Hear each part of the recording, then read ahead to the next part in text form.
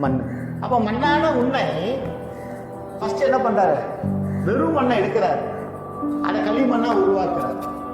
களிமண் அடுத்து களிமண்ணை கொடுத்தாரு. இந்த களிமண் எதை குறிக்குதுன்னா, நான் இன்னும் எழுதி ஒட்டுல கம்ப்ளீட் பண்ணல, எதை குறிக்குதுன்னா, குயவன் கையில நீ களிமண்ணா இருந்ததான் பாத்திரமா மாற முடியும். குயவன் கையில நீ இல்ல அப்படின்னு சொன்னா நீ வெறும் களிமண்ணு தான். எலிசா எலியாவோடு இருந்தபடியினால, எலியாவோடு நடந்தபடியினால, எலியாவோடு கடந்து போனபடியினாலதான் கேட்க முடிந்தது.